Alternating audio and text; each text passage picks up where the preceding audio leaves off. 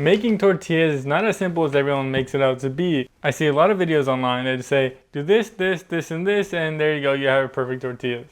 There are a lot of things that can go wrong. Your masa can be too dry, it can be too wet, you could press it not thin enough, you could press it too thin, you can have your pan too hot. But here I'm going to give you a solution to every possible problem that you could come across so that no matter what problem you have, you know how to fix it. If you've made tortillas before and they came out dry and you took them to the cookout and you got clowned on and then you were excommunicated for like 2 years, this is the video for you. This is the video for you to get back into that cookout, to get back into the group, and to get your brown card back. And if you don't have a brown card, this is exactly how you get one. If you're not Hispanic and you know how to make tortillas, you'll be respected, you'll have all the fame and fortune, you'll get all the creams and lotions, and you will be honorary Hispanic. You will be brown from now on. But enough about that, let's just get to it. This is basically the only ingredient that you're gonna need. This is Masa Harina. This is the Maseca brand. I recommend this brand. This is the one that my parents use. This is the one that I've seen in the restaurants that I've worked at. This one is very good for everyday corn tortillas, and it's really cheap. This 4-pound bag was around $5, I'm pretty sure, when I bought it. And a bag like this will make you like 200 tortillas. You probably won't finish it. There are more expensive heirloom brands, but I recommend if this is your first time, you start off with this because you could mess up, and you will mess up. There will be a lot of tortillas that just don't come out right, and it'll be okay because it's so cheap. When you make this, I recommend you making a bigger batch than you think you need because there will be a lot of tortillas that you mess up. And this is all going to be trial and error, but I will guide you in the right direction. The equipment you're going to need is basically 2 things. You're going to need a tortilla press, which I highly recommend. You do not want to do this without a tortilla press. You can't do like 2 books smashed together or something, like 2 hard, flat surfaces. But if this is your first time, you should take all the help that you can get. It is going to be difficult without this.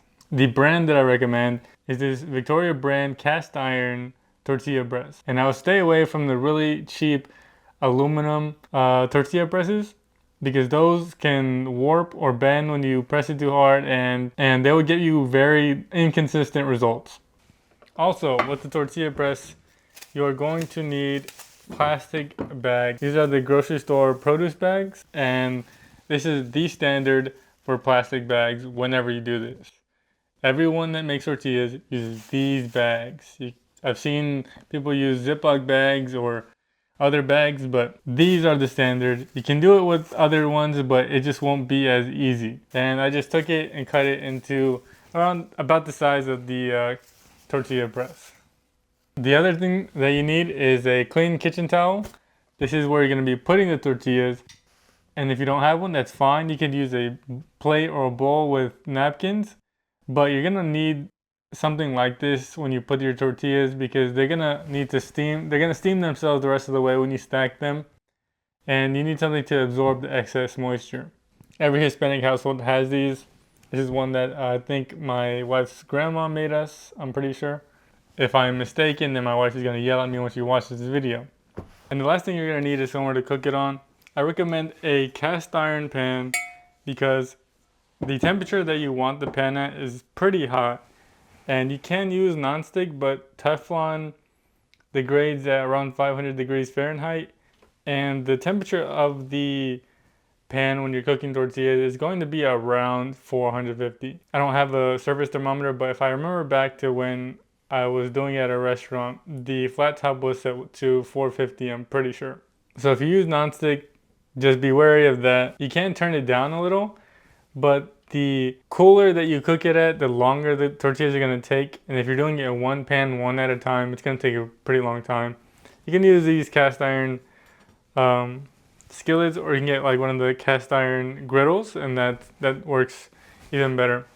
So the first step in this process is making the masa, and it's very simple, but it requires experience to know when it's right. All you need to do is combine the masa harina and hot water, and it's just hot tap water. You don't need to use boiling water, but it should be hot. This will help hydrate the masa harina, and it's going to be around 1:1. It's going to vary based on the brand. It's going to vary based on how old the masa harina is. It's going to vary on how much you work it. It's going to vary, but for what I found was around 1-to-1, but here I'll give you some tip. If it is too dry, you will notice that it's too dry because when you press it together, it'll crack on the edges and it'll be not sticky at all whatsoever, not even tacky, and kind of hard. If it is too wet, then it will be very sticky and you will not be able to do anything with this. The right consistency should feel like Play-Doh. It should be as hydrated as it can be without being sticky. It's going to be a little tacky, but it shouldn't stick to your hands. You might have some residue on your hands, but it shouldn't be sticky. If this is your first time, I suggest portioning out each masa ball and then putting it on a sheet pan or plate with some plastic wrap over it so that they don't dry out. The size of your masa balls should be 1 to 1.5 ounces, depending on what size tortilla you want. If you want bigger tortillas or the small tortillas for like street taco type, but that's a good place to start. You don't have to measure them out beforehand. You can do this as you go, but definitely make sure to put plastic over it or it will dry out. Once you have your masa ready, you're gonna heat up your pan. Make sure to preheat it. It has to be pretty hot. It shouldn't be so hot that your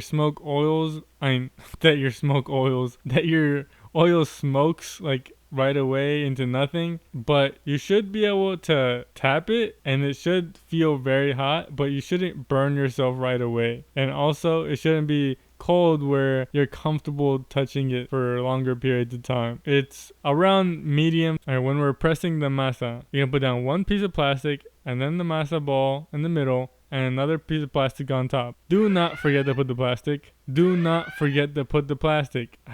You'll feel very embarrassed when you open that thing up and you have masa sticking to your tortilla press. So make sure to put the plastic on there. And the pressure you're going to put when you press down is a gentle but firm is the only way I can describe it. So you're going to give it good firm pressure. The reason that I'm flipping it is because basically all tortilla presses will have an uneven side. Some of them are better than others. This one is just slightly uneven on one side where I press it, so I'll flip it to the other side to get it even all around. At this point, you'll be able to tell if your masa is too dry or too wet. Well, too dry. You'll learn that it's too wet later, but at this point, you will know if it's too dry because around the sides will be cracked and it'll feel dry, and you're going to have to give it a lot of pressure to get it thin enough. And how thin you want it is about 2 or 3 credit cards. It's the only guide I can give you. It should be pretty thin. It shouldn't be so thin that you can't put it on your hand and lay it down, but it should be really thin. Tortilla that is too thick will take a long time to cook, will be undercooked and dense and heavy, and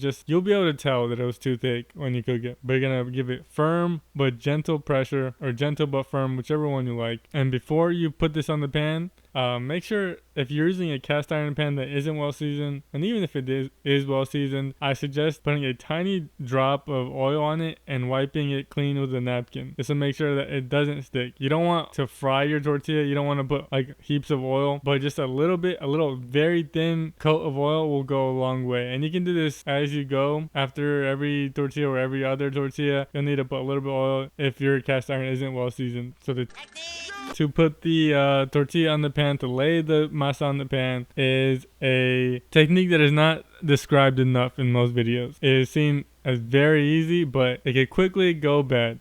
Hello darkness, my old friend. You're going to peel off the top layer of plastic, and you're going to pick up the masa under the plastic, and you're going to put the masa on your other hand that you're going to lay it down with on your first 3 fingers, your pinky, ring, and middle finger. Only those fingers. Don't put the whole thing on your palm. Don't palm it. Just those 3 fingers. And you're going to let the rest hang. And you're going to know that it's too wet at this point because your masa will just fall apart. Yeah, you won't even be able to hold it. So once you have it on your hand, you're going to peel off the other piece of plastic and in one smooth motion, gently lay it down from one end to the other. By doing this, it makes sure that it gets even contact with the pan. If every time you do this it keeps folding over, you have to have your thumb kind of cupping it. You want your thumb in the way so that it doesn't fold over, but you don't want to pinch it. It'll just rip if you try pinching it. You just want to have your thumb in the way so that it does not fold over. And if it does fold over, then just cook it like normal. And at the end, you can pull it apart if you want. Or you can just have a folded ugly tortilla and that's fine. Now,